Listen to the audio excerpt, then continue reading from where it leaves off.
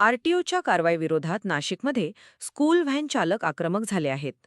विविध मागण्यांसाठी महाराष्ट्र वाहतूक सेनेच्या नेतृत्वाखाली स्कूल व्हॅन चालकांनी नाशिक आरटीओ कार्यालयावर धडक मोर्चा काढत प्रशासनाचे लक्ष वेधले.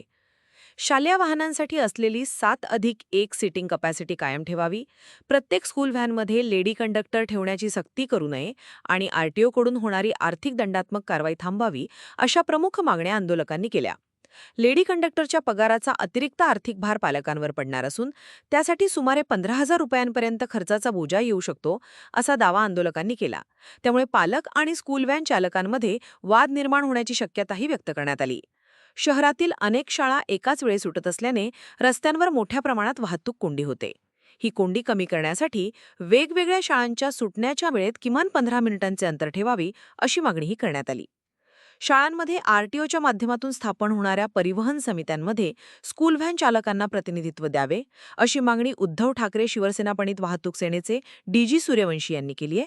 उद्धव बाळासाहेब ठाकरे पक्षाची महाराष्ट्र वाहतूक सेनेच्या वतीनं नाशिक जिल्ह्यात अतिशय तळमळीने आणि जिव्हाळ्याचा प्रश्न या कुटुंबाचे असतील, लहान लहान मुलं असतील, शाळकरी मुलं असतील, यांची वाहतूक ही संघटना अतिशय प्रामाणिकपणे करते.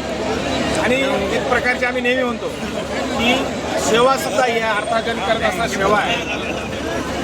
म्हणून एकीकडे केंद्र असेल, राज्य असेल, महायुतीची सत्ता आहे, या लोकांना सामान्य जनता असेल, नागरिक असतील, यांच्याशी काही घेणं देणं. गाडी बघा गाडी. आणि इकडे चांगलं काम करत असताना वाहतूक सेनेच्या आमच्या ज्या गाड्या आहेत, जे सभासद, यांच्यावर अतिशय चाचकाठी आहे.